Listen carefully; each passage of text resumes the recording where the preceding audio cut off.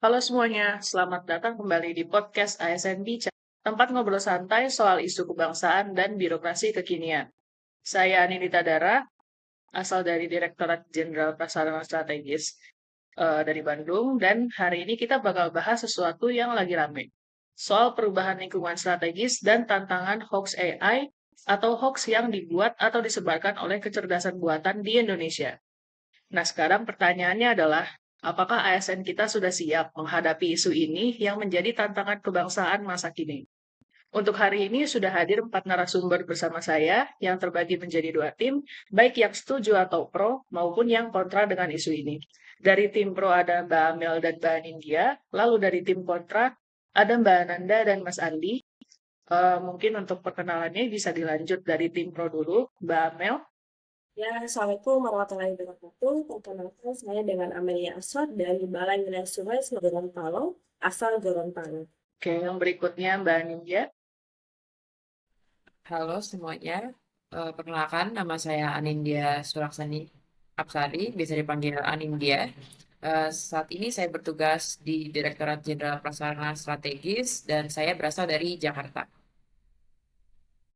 Oke, kita lanjut ke tim kontra ya. Boleh Mbak Nanda, silakan. Assalamualaikum warahmatullahi wabarakatuh. Saya Ananda Dewi Putri, bertugas di BP2 Wilayah Sulawesi Tengah. Kemudian saya asal Makassar. Terima kasih. Oke, silakan Mas Andi. Ya, halo semuanya. Perkenalkan, nama saya Andi Arya. Saya dari BP2JK Wilayah Gorontalo, asal dari Makassar. Oke, sekarang kita masuk ke segmen yang pertama ya. Apa sih perubahan lingkungan strategis itu? Seperti yang kita tahu nih, lingkungan strategis kita tuh berubah dengan cepat banget ya. Seiring perkembangannya zaman, era globalisasi, dan lain-lain. Tapi sebenarnya maksudnya gimana sih? Apa yang dimaksud sama lingkungan strategis itu sendiri dan bagaimana contohnya? Mungkin Mbak Amel bisa dibantu pembukaannya? Oke, jadi gini, menurut saya sendiri untuk lingkungan strategis itu kayak lingkungan hidupnya ASN. Itu mulai dari lingkungan terkecil yaitu dari diri sendiri, kemudian keluarga, kemudian lingkungan kerja sampai dengan tingkat global. Nah, karena banyaknya tingkatan dari lingkungan strategis ASN, maka semuanya pasti semakin lama semakin dinamis. Sehingga ASN itu dituntut untuk nggak statis, nggak diam aja, harus selalu mengembangkan diri. Oke, tapi gini Mbak Amel ya.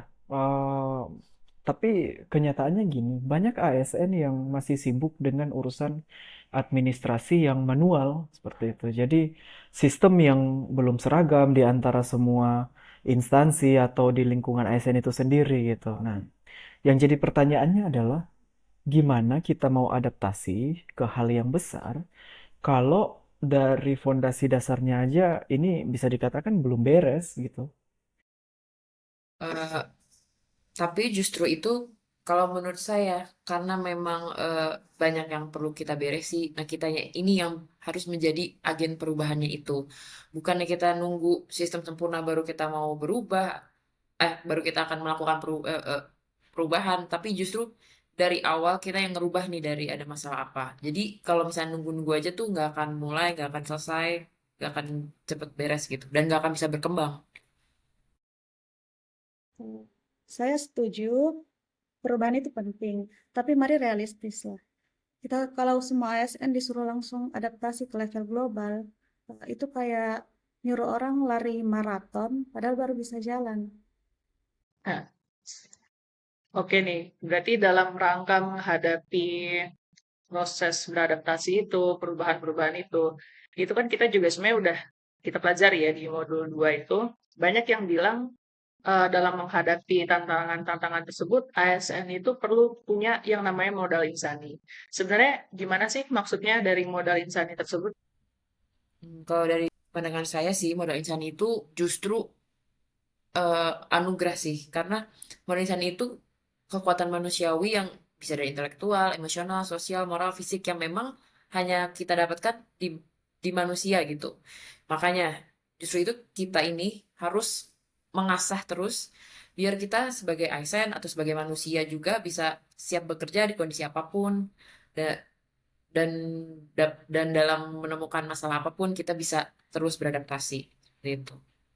Ya, Mbak Anin, masalahnya tidak semua ASN itu punya akses pengembangan kapasitas.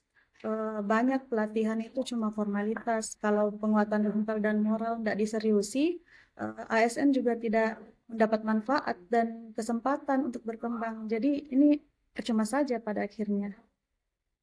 Betul Mbak. Cuman menurut saya komitmen itu harus dari dalam diri kita sendiri sih. Nggak bisa harus kita nunggu-nunggu disuruh dulu. Nggak bisa kita nunggu dari orang lain dulu. Kita harus mulai semuanya itu dari dalam diri kita sendiri. ASN itu harus punya curiosity, harus punya rasa ingin tahu, harus punya keinginan untuk belajar. Karena kan kita ini sekarang hidup sudah di zaman yang serba canggih, yang serba dinamis, yang serba teknologi. Jadi menurut saya belajar itu bisa dari mana aja, bisa sambil rebahan pun kita bisa belajar gitu. Jadi harusnya no excuse sih. Ya, eh, menurut saya jelas ya dari Mbak Amel ya. Tapi saya sependapat sama Mbak Ananda. Ini posisinya kalau kita menekankan perubahan, tapi di satu sisi kok ini semua bebannya malah ke pundak ASN kan secara individu kan jadi nggak adil gitu kan. Nah, tapi yang perlu diingat itu yang paling penting itu adalah sistemnya. Sistemnya tuh harus seimbang dengan pengembangan ASN juga secara individu. Jadi harus seimbang lah seperti itu. Nah, jadi dukungan dari pemerintah untuk membangun kelembagaan dan juga perubahan itu harus seimbang. Oke, kan dari tadi udah banyak nih pendapatnya, terutama yang ketika memasuki era digitalisasi modern ya. Makanya ASN itu kan seperti diskusi yang Baba dan Mas em, ngomongin barusan, ASN itu jadi perlu banyak belajar agar bisa keep up nih, meskipun nggak semua memiliki kemampuan atau kapasitas yang sama. Nah, sehingga perlu juga bantuan-bantuan yang difasilitasi oleh instansi atau kelembagaannya masing-masing. Sekarang kita masuk ke isu hangatnya, yaitu hoax berbasis AI. Udah banyak nih yang kita temukan mostly di sosial media, video palsu, suara tiruan, gambar fake atau deepfake yang makin sini tuh makin mirip dengan kenyataannya atau aslinya. Alhasil jadi banyak hoax ini yang mampu menggiring opini massal dengan narasi yang salah. Nah, sekarang pertanyaannya, apakah ASN perlu mengambil peran dalam menanggulangi hal ini? Silakan dari Mbak Amel mungkin. Nah, kalau saya sih sangat setuju Mbak. Itu sesuatu yang wajib gitu. ASN itu harus paham literasi digital dan kita itu harus paham mana yang hoax, mana yang real. Kita itu harusnya sebagai garda terdepan dan harus jadi contoh buat masyarakat karena ya siapa lagi yang bisa memulai informasi positif, informasi yang real, kalau bukan dari diri kita sendiri. Jangan sampai ASN kita yang seharusnya lebih terdidik, seharusnya lebih paham literasi, malah jadi ikut dalam arus yang menyebarkan hoax. Oke, tapi gini Mbak Mel ya, kembali lagi ke pertanyaan, apakah semua ASN punya nggak ya bekal itu? Tak banyak juga, kenyataan di lapangan kita melihat banyak ASN yang gaptek, gitu kan, yang bahkan buka email aja masih bingung, gitu. Jadi kalau menurut saya, mending jangan terlalu over ekspektasi dulu deh. Hmm, Kalau saya sih setuju dengan yang apa Mbak Amel bilang ya. Benar, makanya kita sebagai ASN itu perlu pelatihan. Dan yang saya tahu memang pemerintah pemerintah terutama instansi kita juga banyak kok memfasilitasi pelatihan-pelatihannya. Tapi untuk paling dasarnya untuk literasi digital wajib kita harus bisa memverifikasi info buat tahu mana yang info baik, info benar atau info yang hoax.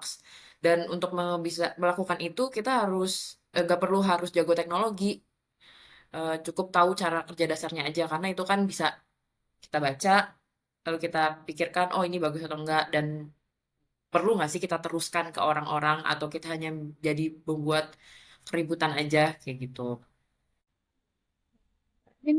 Saya setuju ada ancaman dari hoax AI. Tapi apakah ini jadi tanggung jawab semua ASN gitu? Kita juga perlu garis batas yang mana yang harus menjadi tugas dan tanggung jawab kita. Jangan sampai semua ditumpuk ke ASN. ASN bisa overload perannya kan? Gitu, Mbak.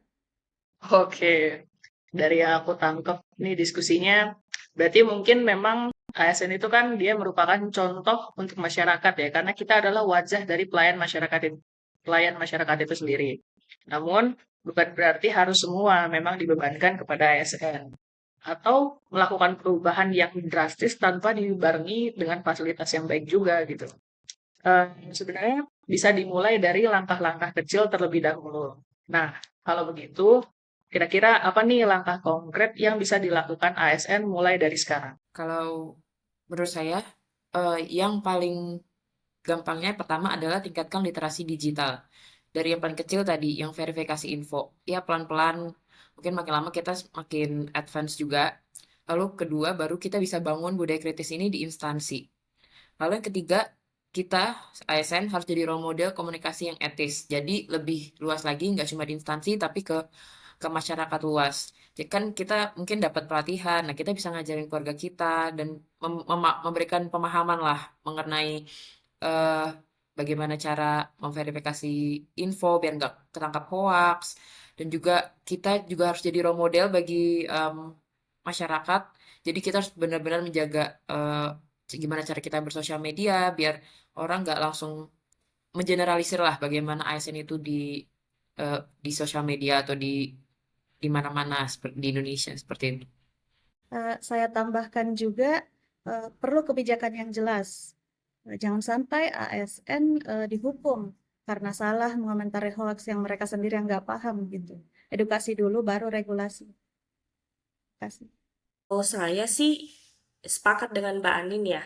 Jangan sampai tunggu disuruh dulu, jangan tunggu harus ada arahan dulu dari apa? Dari petinggi-petinggi kita, jangan sampai kita posisinya menunggu gitu. Kita harus proaktif, mulai dari hal kecil, mulai dari diri sendiri, verifikasi hal-hal kecil sebelum share misalnya. Itu kan hal-hal kecil yang bisa kita lakukan ya tanpa harus menunggu kebijakan, tanpa harus menunggu arahan-arahan. Kalau misalnya ada info-info yang meragukan, kita kan bisa tanya. Itu adalah hal-hal kecil yang bisa kita lakukan mulai dari diri sendiri. Bayangkan kalau ada 1.000 orang ASN yang menunggu dengan ada 1.000 orang ASN yang melakukan hal-hal kecil. Bayangkan dampaknya terhadap negeri ini begitu. Jadi menurut saya dari mulai hal-hal kecil itulah yang bisa jadi kontribusi ASN untuk ketahanan informasi negeri ini. Sepakat, Mbak. Sepakat dengan pernyataan dari Mbak-mbak semuanya. Cuman seperti yang sebelumnya sudah saya katakan, tolong untuk semua beban-beban itu jangan ditekankan ke individu ASN itu sendiri.